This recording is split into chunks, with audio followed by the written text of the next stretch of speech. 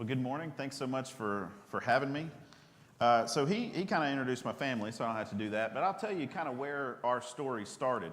So when I met my wife back in Rome, Georgia, when I was 16 years old and she was 17, she told me that her family had lived in Moscow for 5 years. And so I was like, that's weird. Why were y'all in Moscow? And she said, well, we were missionaries there. And, this was part of the introductory kind of dating.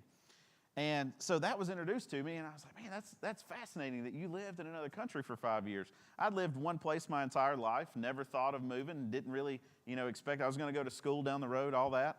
Well, after dating her and getting to know her, I was just more and more intrigued. Once we started talking about marriage, she was like, well, this is something I want to do again. And so I knew if I was going to marry her, I was like, this is a real possibility for us in the future. And so we got married with the intention that God someday would show up wherever we were and say, I need somebody to go to here. And we would say, all right, that's us. We've been waiting for the call. Now it's time to go. Well, that never really happened. And one day we were laying in bed at home and she said, it just hit me. Our girls are the same age that we were when we moved to Moscow. And I said, we're running out of time then. I said, if we're going to take them, maybe we need to start actively looking. And so that's really where our mission story started. And I had been at that time doing a master's degree through the Harding School of Theology in Memphis, Tennessee. And so I asked one of my professors, one of the ones who was more missions minded, I said, we're interested in missions. Who would you recommend? Who should we talk to? And he told us about Mission Resource Network. Now, they are not, if you've looked into missions organizations, they are not a sending agency. They're not our employers and we're their employees. They are really just there, as the name says, as a resource. So they provide us with training. They provide us with connections with different people as we move to these countries and the things that we may need along the way, counseling, things like that. And really, from the first conversation, we said, this is it. We fell in love with sort of their strategy, their big picture thoughts on missions. And so we started that process. Now, that process ended up taking a while. At one point, Melinda's other sister was going to go with us as well. And so we moved to Illinois with the intention that they were going to slowly kind of work their way towards coming with us. That all kind of fell through. And then we moved to Tennessee. But about 2 years later, after this initial conversation, we are now just about a month away from being ready to go. So what we're going to do, what our sort of thing that we fell in love with is what they call disciple-making movements. And disciple-making movements comes from the idea that when Jesus came here to change the world, he really invested in 12 men. That he really focused his time on discipling and training and making leaders out of these 12 men. So that when he left, the one who really kicks the movement off was one of those 12 men at Pentecost, Peter, right? And so that's really what this is talking about. One of the places you can see this is in 2 Timothy chapter 2, verse 2. It says, this is Paul writing to Timothy. He says, what you heard from me in the presence of many witnesses, entrust to faithful men who will be able to teach others also. So here's Paul who's talking to Timothy, who's telling Timothy, hey, you're going to have to disciple some other guys, but with the intention that those people are going to disciple other people as well. And so this idea of a disciple-making movement, it comes from both Paul and Jesus, that their strategy seems to be this intentional focusing on disciple-making, focusing on training them to do exactly what you did, right? It's this replication. That you're not just going to make people who believe in Jesus, you're going to make people who can do exactly what you do, which is going to train the other disciples, who will train other disciples, who will train other disciples.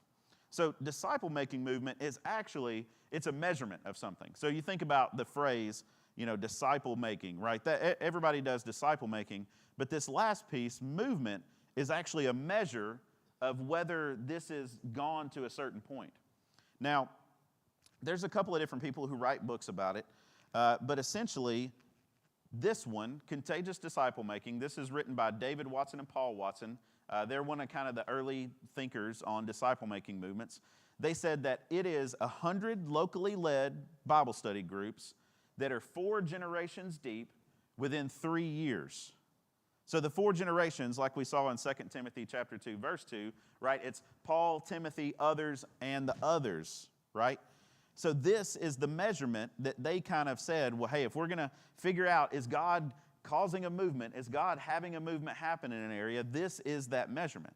And according to their contacts and people they know, in 2014, when the book was written, there was 68 movements like that were in the world at the time. Now, when we went for our survey trip, we actually got to meet a guy who was in India. His name is Paresh. That doesn't give away too much information for safety. But he works with the T Network. And the T Network, they actually have more like 1,000 groups that are about 15 generations deep, and all that's been happening within a 10-year period, right? So this is what we're trying to do. Obviously, with it being a movement, that's not something we can go and make happen. That's something that we're heavily relying on God to do, that this is God doing this. This is not us. But there are things that we have to focus on, things that we try to do. And so some of that, the first one there is prayer. I don't know why. Jamie, I'm clicking it, but it's not doing anything. Oh, yeah, the window's not active. Maybe. There we go. All right. So obviously the first one's prayer. This wouldn't be able to happen on our own.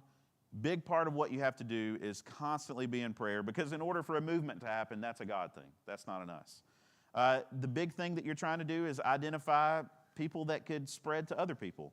If you look in Luke chapter 10, they call that people of peace. And that's one of the places you can kind of go to see what this looks like. So you're also mainly developing leaders. Like I said, you're not just making another disciple, you're making a disciple who is going to go make other disciples. And that takes leadership. That takes the ability to work on the fly, or to be praying for those people, or to have that spiritual mindset. And like I mentioned, it's this multiplication of disciples.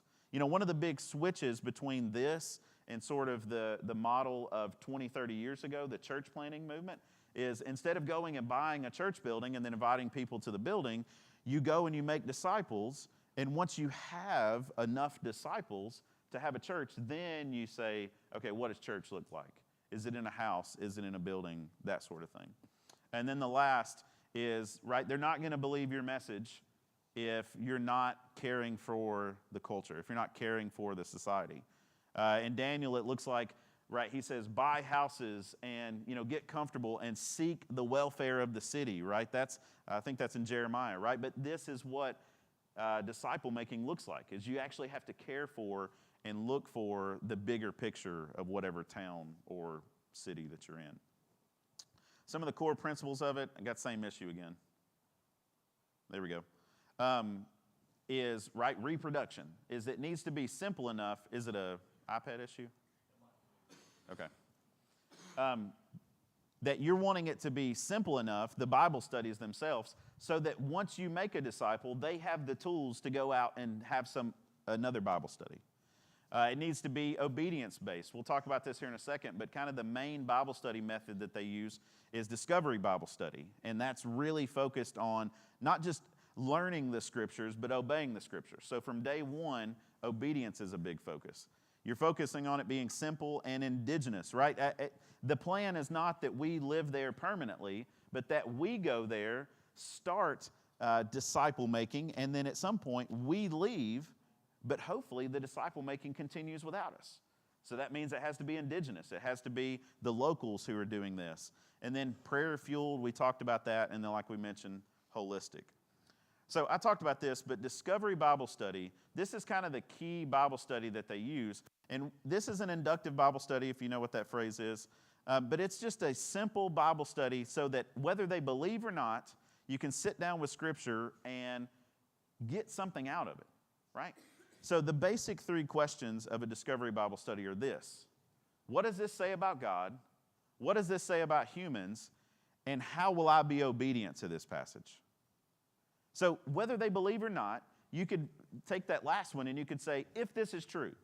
You read a Bible story with somebody and you say, if this is true, how should your life change? What should be done differently? And doing this over time, hopefully, as you question people about what does this say about God, what does this say about humans, how will I be obedient, you're giving them the core foundation of what it means to be a disciple. It's your relationship with God and obedience to that relationship. And this is simple enough that as you're making more groups, as those people are making other groups, you can give them this strategy and say, okay, run with it. In fact, I just had a guy who, when I was doing youth ministry about 15, 20 years ago, whatever it was, he came to youth group, but was kind of uninterested in it. And then he was away for a while, and he actually just reconnected with me a couple of weeks ago.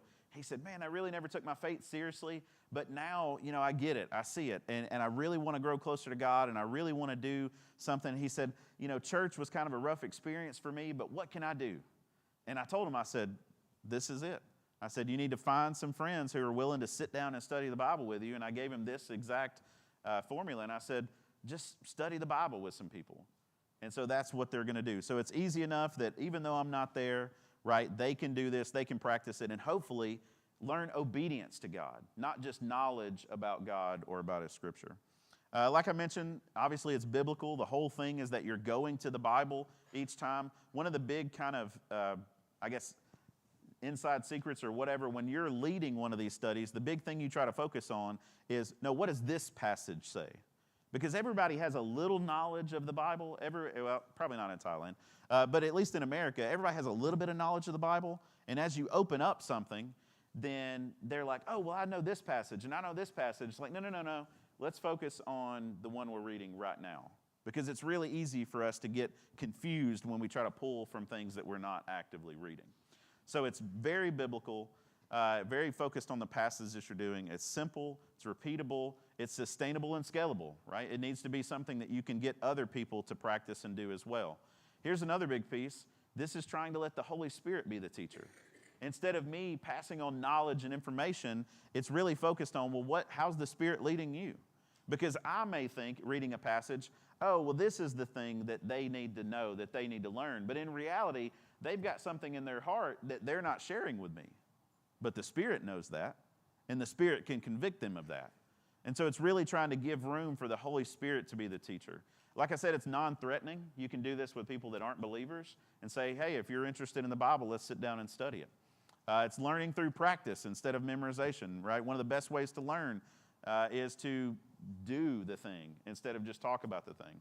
And then it also imitates Jesus' method of teaching. Don't know if you knew this or not. Jesus asked a lot of questions. In fact, he asked, let me see if I can find it here, 307 questions. Throughout all the Gospels, 307 questions is one of his favorite things to do. People asked Jesus questions 183 times. Do you know how many times he answered them directly?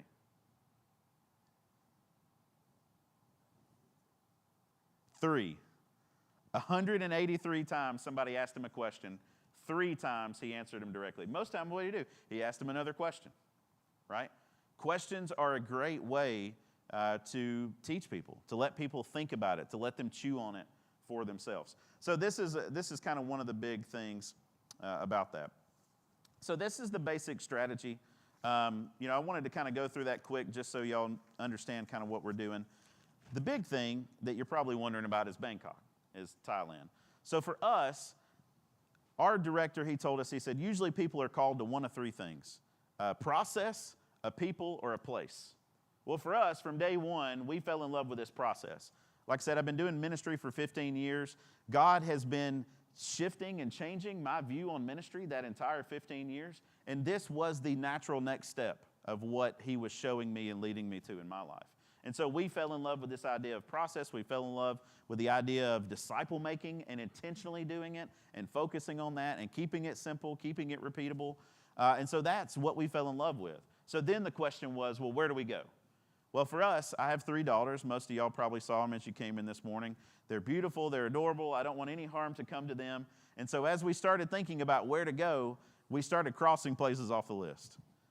We knew we wanted to go to the 1040 window, which is where, if you didn't know, it's the 10th parallel and 40th parallel, kind of from Africa to Vietnam, kind of that rough area. 90% of the unreached people are in that window. When you think about the entire world, who hasn't heard the gospel, 90% of them are in that window. And as we started looking for ourselves, we started saying, well, a lot of these countries in the Middle East, that might not be a great situation for our daughters. There's even some where, when we started looking about a year ago, that now wouldn't even be an option because of war or because of borders being shut down. And so we slowly started working to sort of Southeast Asia. And Southeast Asia, at the time, we were looking at either Chiang Mai, Thailand, Bangkok, Thailand, so North or Central Thailand, or Vietnam.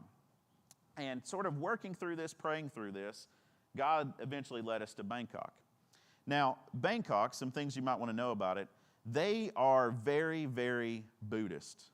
So Gallup did a survey back in 2015 where they polled 65 countries. And of these 65 countries, one of the questions they asked was essentially they were trying to get at how religious are you? Like, you just, in name, you're a Catholic, or in name, you're a Buddhist. How much are you actually practicing it? And of the 65 countries, Thailand was the most religious, right? So whatever their belief is, which I'll show you here in a second, they are the ones who practice it the most. They are the ones who talk about it the most. They are the ones who it's a big part of their daily life. Now, when you get to look into what do they actually believe, 93 to 94% is Buddhist. 5 to 6% is Muslim, which most of that's down in kind of the peninsula, which is the vacation area, and less than 1% is Christian. And the majority of that less than 1% is all in Chiang Mai, Thailand, which if you've heard people of going to Thailand, that was kind of the spot to go in the 80s and 90s. There was a lot of missionaries that were in that area in the 80s and 90s. So they are very, very Buddhist. So much so that they have a saying that to be Thai is to be Buddhist. That is part of their national identity is Buddhism. Now, one thing you might find interesting is if you were to sit down and open up a book about Buddhism, and then you go to Thailand and you look at some of the practices they do, you're going to find a lot of things that are not in the book. One of the things that they've told us about Buddhism is if I were to take one of these chairs and separate it, and I put it right here in the middle, and then I were to take a blanket and throw the blanket over that chair, what does that blanket look like? It looks like a chair because it's over the top of the chair. Well, the blanket in this metaphor is Buddhism. Buddhism is so adaptable that one of the problems that you'll have when you try to talk to a Buddhist about Jesus is they'll be like, oh, Jesus is great, but I'm going to go to the temple and I'm going to do these practices and I'm going to do all these things, right?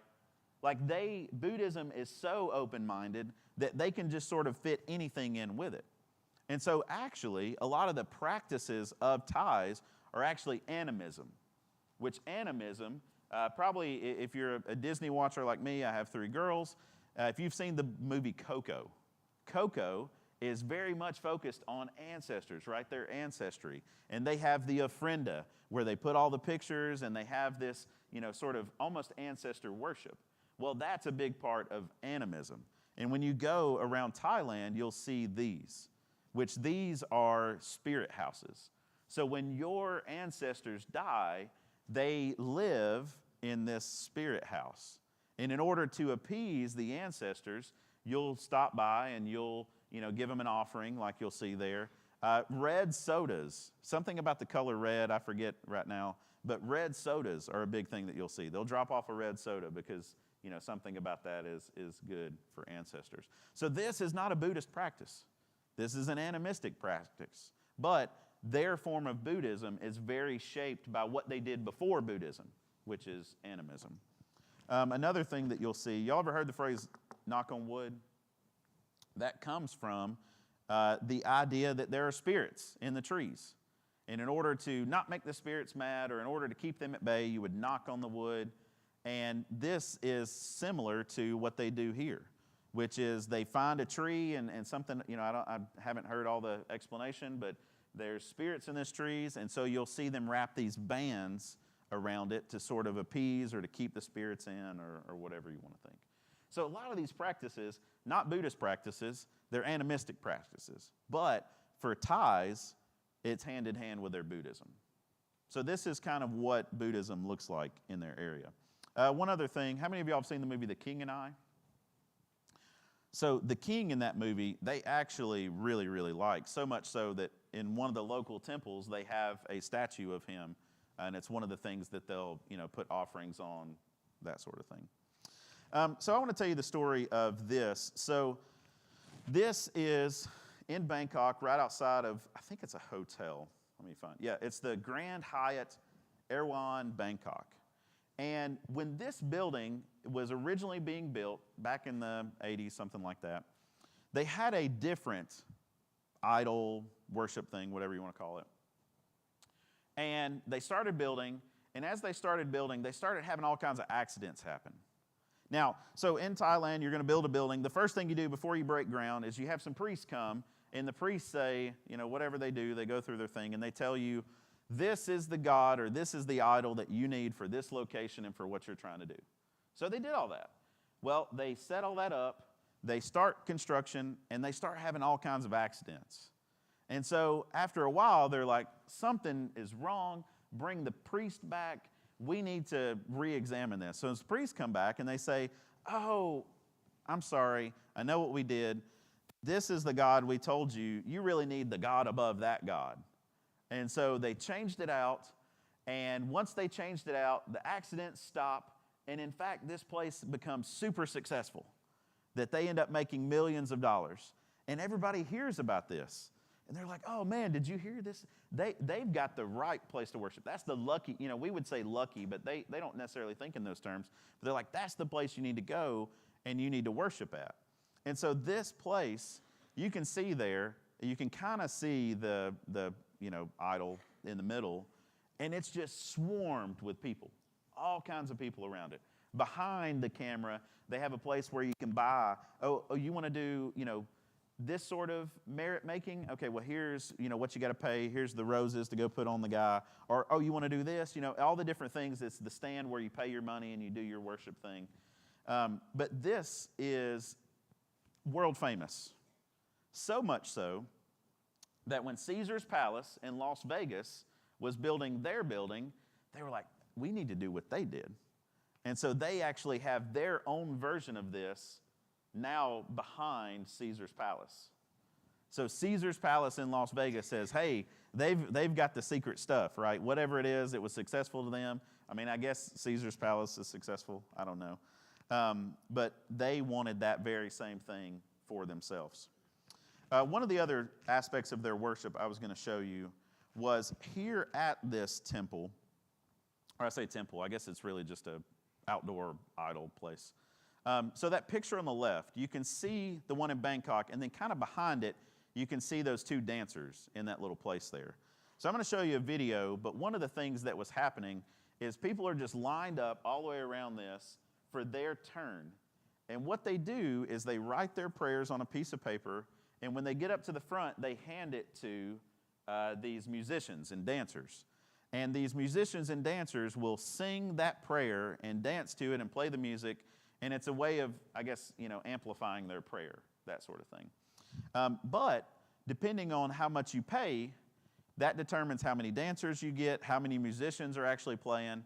You'll see in some of the videos, like some of them are just in the back. I guess they didn't get paid for that time, so they're just like scrolling their phone, waiting for the one who actually paid enough to get 4 musicians instead of 2. But I thought it'd be interesting for you to see this. So we're going to see 2 back-to-back of people doing this.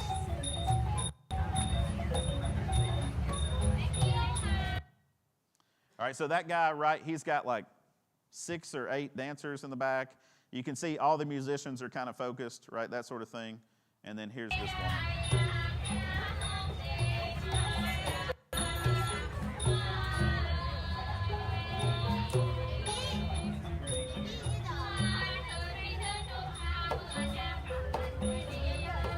And you can see the line there. That's the line that wraps around the whole place there.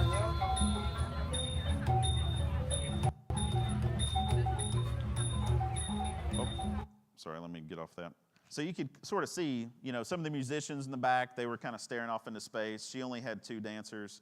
But that's one of the things that they do for worship there, is you'll pay Sorry. You'll pay, and they'll sing and play music to your prayers. So some of that, Buddhism, some of that, animism, just kind of giving you a basic idea of their worship practices. So I wanted to talk about this. So one of the things when you think about large cities in the world, sometimes it just gets you hard to wrap your head around the number of people in an area. One of the common things that people say to missionaries like myself going to Bangkok, they're like, well, are there other missionaries in Bangkok? And it's like, well, yes. But one of the things my father-in-law says, it's like asking, are there other preachers in Ohio, right? Ohio's a really, really big place. People can't often comprehend just the number of people in an area. It's like saying, oh, my cousin lives in Bangkok. Have you met him? It's like, it's a city of 17 million people, So the population, if you just look at the city proper, is 11.4 million people. And that's in an area of about 605 square miles. So for comparison, the population of Ohio is 11.9 million people, and the city of Bangkok is 11.4, right? So another big city that's kind of similar size in America is Houston. So Houston is about 640 square miles. They have 2.3 million people. So if you just go to Houston and you multiply that number of people by 5, that's what you've got for the city proper of Bangkok. Houston is actually the most populous city in Texas and the 4th most in all of America. So that gives you an idea. Houston's not just some random city. It's a big city itself, and you take that population and you multiply it by 5. But Houston's far away. Some of y'all may have never been to Texas. So let's take somewhere closer here. So Franklin County, which is Cincinnati's in that, right? Columbus. Y'all got too many C cities. I can't keep it. Cincinnati has the bad drivers. That's right. Columbus is in the middle. I've only been through it once, and I almost got ran over like 4 times. So that's why I said that. But yeah, if you took the entire population of Ohio, right, 11.9 million people, and put it in Franklin County, that's Bangkok. Okay? It's just, it's hard to wrap your head around the sheer number of people. So now that's just the city proper. If you kind of include the metro area, that number actually jumps up to 17.4 million people. So this is all the people that live in and around Bangkok. For Thailand, that's actually 25% of Thailand's population. So there's an interesting dynamic. I'll tell you here in a second. But yeah, 25% of all the people in Thailand live in and around Bangkok. So if you wanted to get that number, you have to throw in Kentucky as well. So now you got the entire state of Ohio plus the entire state of Kentucky. That's the number of people that are in and around Bangkok. So I mentioned 2 kind of interesting things to end with here, and then I'm going to open it up for some questions about Bangkok. So in Thai culture, it's not the man who provides. So the man, the ultimate kind of ideal for men in the culture is actually to go be a monk. They want you to be Thai is to be Buddhist. So the men, they want you to do something religious, something merit-making, something, like that. The women are the ones that are expected to provide. Well, so and this is based off the real scenario, but let's say you're a family living kind of out in the sticks of Thailand. And, it's tough.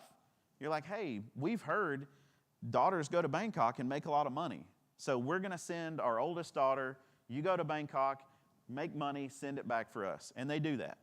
Well, so here the oldest daughter shows up in Bangkok without a degree, without English skills, because that's one of the more marketable things, and really nothing to do. Well, they want to make money. Now, in an honor-shame culture, you don't have to tell, and I say don't have to, like it's just part of covering up shame and showing honor. You won't tell your family if you're making money in a less than savory way. And so unfortunately, the biggest thing that all these women and girls that are sent to Bangkok, what they end up in is prostitution. They end up in some sort of prostitution, and the family at home doesn't know. They just get the checks. They just know they sent their daughter to Bangkok, and now she's sending back money. And so a big thing that happens is you see just all these women who are in Bangkok in these sort of professions. That's one interesting thing. The other kind of goes hand in hand with it, that just like any big city, you're going to see some of the fanciest, nicest looking things. And this is something about Bangkok that you may not know. Their malls are otherworldly. One of the things I've used to describe it is, you know how in America, if you see a CVS on this corner, a lot of times you'll see a Walgreens on that corner? That's malls in Bangkok. That here is a mall owned by one company, but this other company wants to make money, so what do? What's the best location? You put it right next to the other mall. Oh, and I forgot to mention, their malls are like 7 stories high. Now, I think it's because it's really, really hot there. And you want to do all of your stuff inside. So they've got banks, they've got post office, they've got, whatever you would need to go out and run an errand for, 9 times out of 10, you're going to do that at the mall. And so their malls are just absolutely ginormous. This is one of the fancier ones, but you're not seeing all the floors of the mall. In fact, you're looking at, I think, floor 6, 5, 4, and 3. So you can see this is a big atrium, right? These are the floors you're seeing kind of over there to the side. Massive, beautiful, blow your mind kind of mall. If you like shopping, you want to go to a Bangkok mall. In fact, so I think I mentioned this, but my sister-in-law and her husband, they run a coffee shop in Bangkok. They're doing business as missions. But their coffee shop, really close to that, they are now building what is going to be the largest mall in all of Asia, like 5 minutes away. Absolutely massive malls. But that's not the full story of the city, right? If you were to look up what is the city with the most human trafficking, a lot of times Bangkok will show up on that list. Now, the reason for it is this picture that you see right here. Now, it's kind of hard to tell, but you see just, metal shacks, slums, just absolutely packed together, no room in between them. And then you see that tree line. Well, on the other side of that tree line is a river. And that river, their main port is kind of right here at this slum. And so even though Bangkok, when you look up, where's most human trafficking, whatever, it's going to be Bangkok. But let me explain to you what happens. They will bring them to Bangkok because of this port, that they can easily get them off of a ship into these slums that this slum specifically has, they estimate 1.5, 2 million people in it. They can get them into this area and essentially disappear them until another ship comes, and then they put them on another ship and take them to wherever they're going. Trafficking is a huge issue, specifically in this spot of Thailand. So this is the interesting thing about a city like Bangkok, is you get both these beautiful sights that you're going to travel the world to see, but you're going to get some of the darkest of dark that humans can and are capable of. And that's why, at least in our mind, Bangkok has to be a place where we send more workers. And this is not something like, hey, we're going, nobody else can. It's 17 million people. In fact, we would love it. Anybody wants to go with us, like literally, talk to us afterwards. We need all the help we can get because this is a stronghold of Satan. This is a place that is so dark that you feel it as you walk like we did on our prayer walks on our thing. This is why we have to spend time, and that's why we feel called going to Bangkok. Now, I'm going to stop my presentation, I guess, there. I wanted to leave a little time here at the end for any kind of questions. It could be about Bangkok. It could be about us, strategy, anything. All questions are on the table. How difficult is the language? So if you were to stack Asian languages, Japanese is going to be the hardest. And that's coming from people who live there who told us, for a lot of reasons. You come down a couple of notches, Thai would be there. And the biggest reason for it is it's tonal. So if you know about tonal languages, you could say the exact same thing but with a different tone and mean 2 or 3 different things. In fact, our brother-in-law already told us, he was like, here's some phrases you want to make sure you don't mess up the tone of because they vary differently in what they mean. So yeah, it's more difficult, but it's mainly just that getting the tones right. So if you get the tones right, it's not that hard, they say. 2 words. And last time I said that, I forgot one of the words. So.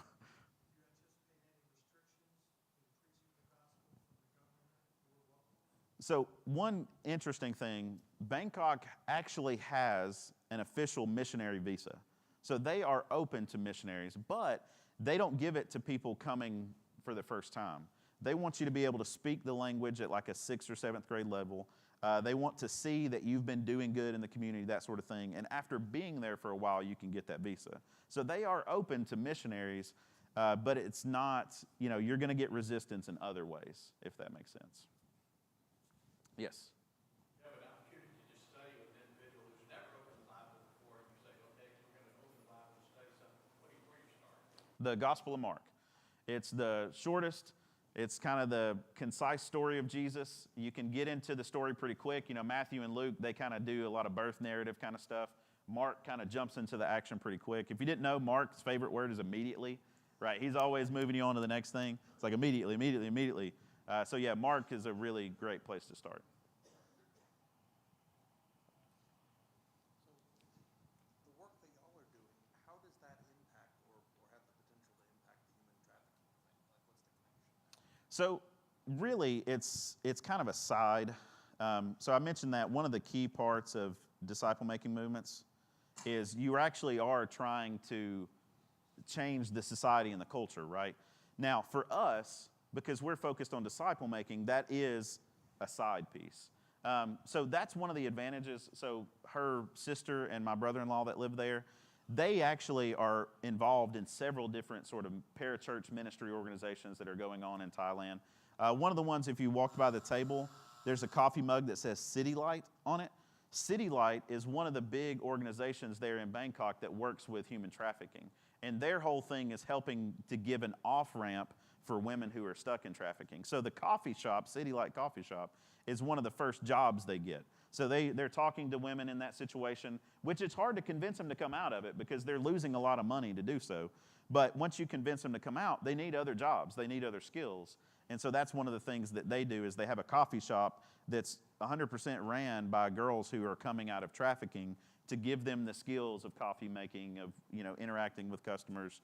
And so organizations like that we'll partner with, we'll work with, but it's not directly our focus while we're there. Anybody else? Oh. I didn't mention it, but yeah, so one of the things, just sort of our strategy, what we've been coached on by MRN, we're going to spend the first 2 years going to language school. Essentially, all the stats are that if you learn the language, your mission is more successful, your longevity is better, everything is better by just going ahead up front and trying to learn the language. So we're going to spend the first year or two going to a language school while we're there. What's the church like?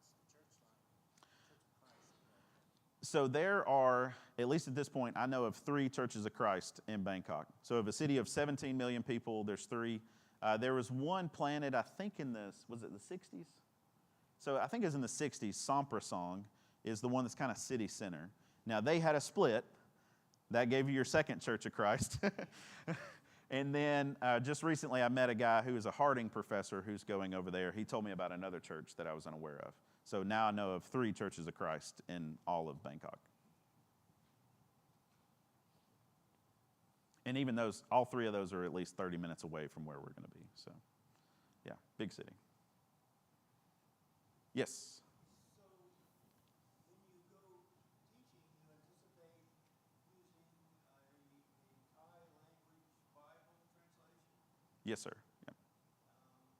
Are there good ones? Are they readily available?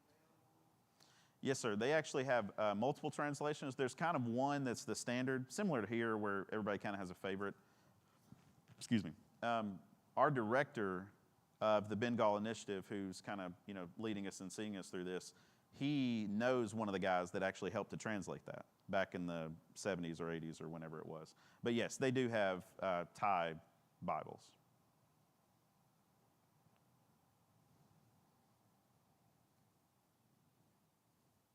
Yes. Oh, I'm sorry.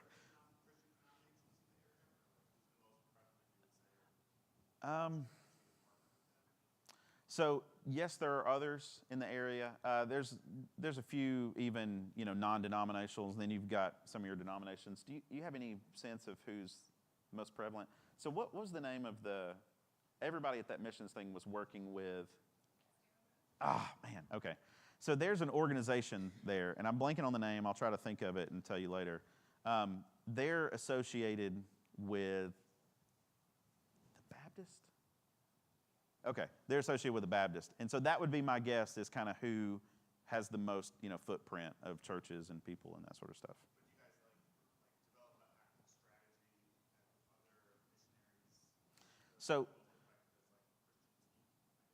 other missionaries? So we're still looking for who we would call teammates. Now, we may find those people there. God may send them from outside. We don't know that yet. But big thing we're going to focus on, there are other people who are trying DMM in Bangkok. And so that's who we're going to try to connect with first. Now, if they, what they're doing and what that looks like, that's going to kind of determine if they're teammates. DMM can kind of be a catchphrase where people say they're doing DMM, but in reality, they're just taking some of the principles of it and they're plugging it into totally different strategies. So that's really one of the big first things we're going to do alongside language learning is just see what else is going on in the city, who else is doing disciple-making movements, who else has small house church groups, kind of those kind of things. So.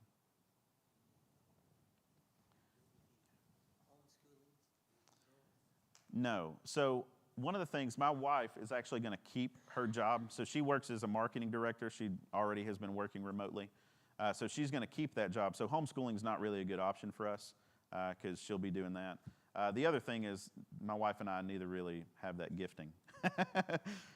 So we're going to go to an international school. That way they can have school in English and sort of, be able to transition more smoothly. Did you raise your hand? Yeah, I have a question. This is tangential to this discussion, but with your experience of doing missionaries and then coming back, what's something that you think we could use here in the States that you use over there that might be effective? I don't know how familiar you are with what's going on here. So, I'll try to keep this brief. So that's actually one of the reasons I personally love this is it's hard to take something that's already established and shift it to something that's so dramatically different. There are people who do DMM in America, but it usually looks like starting from scratch in a big city, in a place with a lot of people. The kind of principles that I would say, so that Discovery Bible Study, that last question of how will I be obedient, to me, this is one of the biggest things that I think churches could work on is we really love knowledge. We really love sharing new ideas, new stories. But getting back to, are we obeying this? Are we doing it? As we read it, as